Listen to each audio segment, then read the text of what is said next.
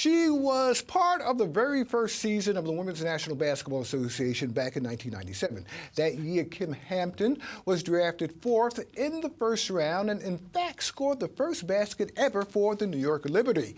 She played 3 years with the Liberty, retiring in 2000, and is still involved with the team. And she's also a multi-talented entertainer. Welcome, Kym. Hey. How's everything going? Everything's great. You? Tough loss yesterday, huh? Yeah, it was. It was a tough loss. Los Angeles Sparks, who were defending champions. Yeah. You know, they're a tough team.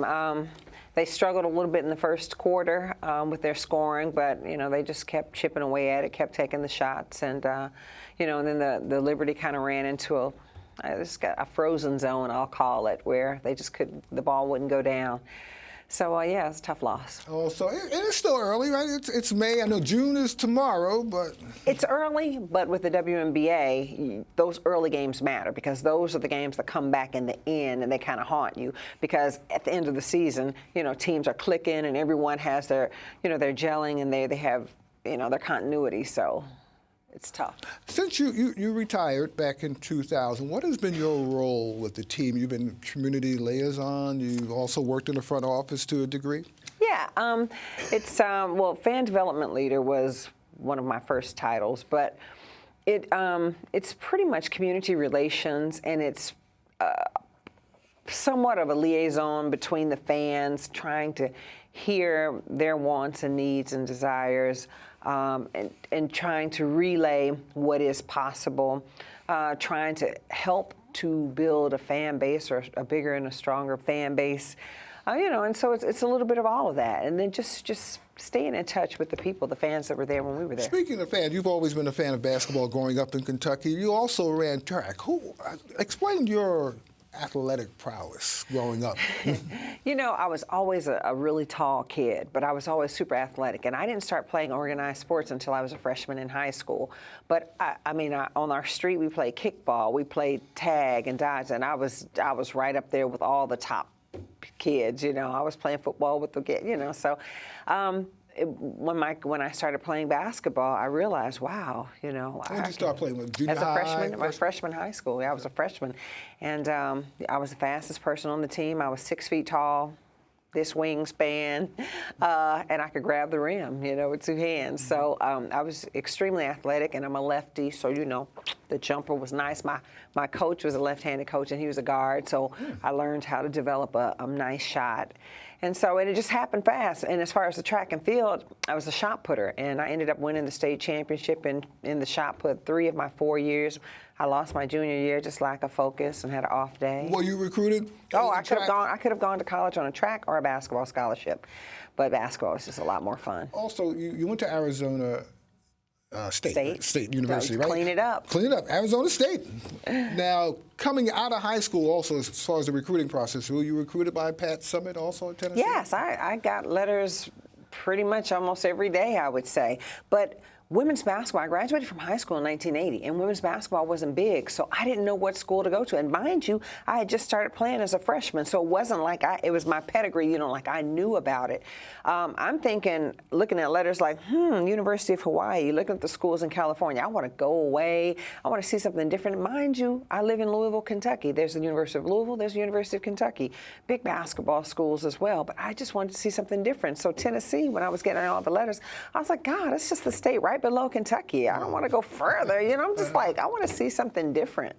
So I blew that one in a sense. And also, well, no, I said in a sense. Why you say in a sense? I say in a sense because it's common knowledge that if you go to certain programs, you are more prone to have opportunities. So if you go to a UConn or Tennessee or South Carolina, you know, like one of the top programs now today, you would probably have more of an opportunity to maybe play ABA USA basketball, you know, to be on an Olympic And team. UConn wasn't UConn back then. It wasn't, yeah. It wasn't even heard of, yeah. It wasn't even on the map.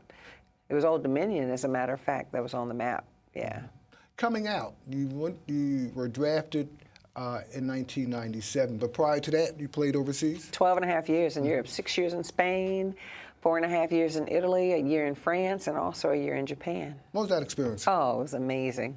I love it. I have friends that come and visit me to today, and you know, just picking up languages and you know, culture. just the culture and the food and the people, and it was just amazing. Yeah, just amazing. But coming into the WNBA, you also had the ABL, which was another league, and then they sort of died out to a degree. And the WNBA, you know, tipped off. Yeah, you know, they started, I was approached, I was playing in Italy at the time, and they started that league right out of the '96 Olympics after that season. There was a big wave. Yeah, so, yeah, but I was approached by someone to see if I wanted to play in that league, but my agent knew that the NBA was going to be starting the WNBA, so he was like, yeah, don't sign nothing, yeah, just hold tight.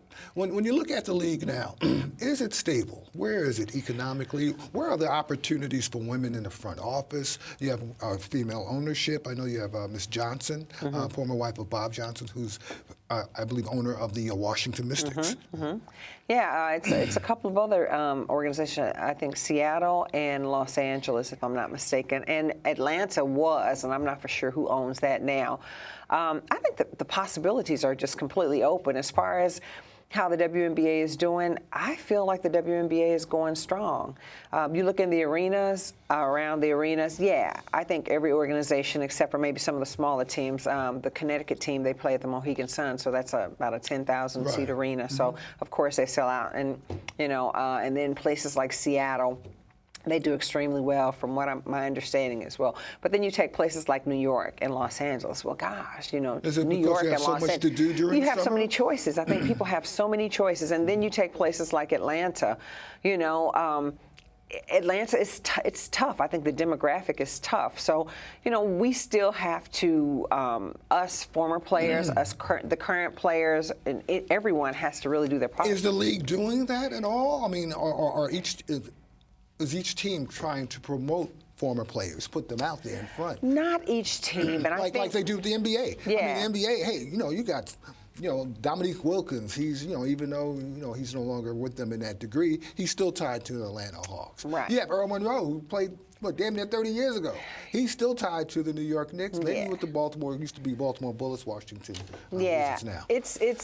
it's a little different because the women are only 21 years in.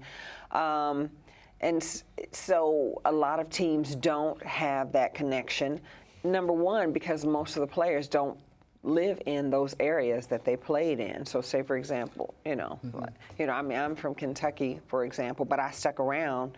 And so I've been fortunate enough to be able to still be a part of it, but not all organizations. And I think that's one of the things that we need to bring up. Like Cheryl Swoops, she's played in She's Los coaching, Angeles. yeah, exactly, but her team folded. So the team that she was with, Houston, once it folded, you know, I mean, so where's her home base? But I believe that she and Cynthia Cooper and Tina Thompson and all those players, I think that they could be astronomical in what they could do for the sport. No, recently, the New York Jets hired Colette Smith. Colette was on the show. She was part of the New York Sharks women's football team in the Independent Women's Football League. Now she's going to be a defensive back coach during training camp. Positive move, right? Yes. Especially in terms of women for football.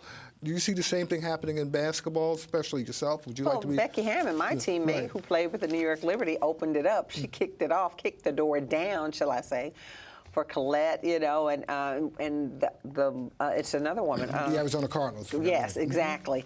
You know, Becky Hammond being the first female to ever coach professional men's sports, you know, that's huge. And so, you know, I take my hat off to all of those organizations, those, you know, men's organizations that, you know, are giving women a shot. Cool.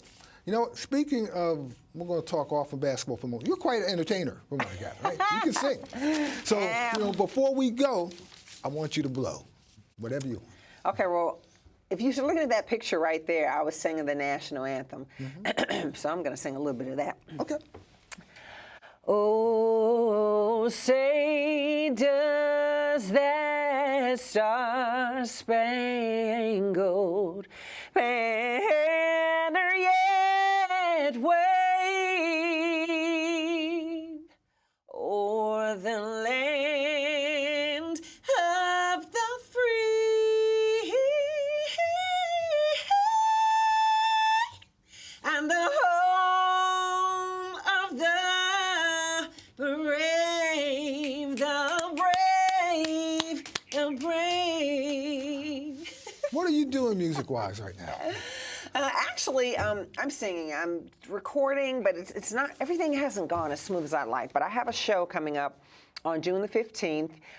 It's going to be 7:30 p.m. and it's going to be at Milk River right here in Brooklyn. So I'm having shows, but I'm serious now. I really want to start doing this. So I'm going to put myself out there. So if you got any place you want me to sing, let me know. Don't worry. Start it right here.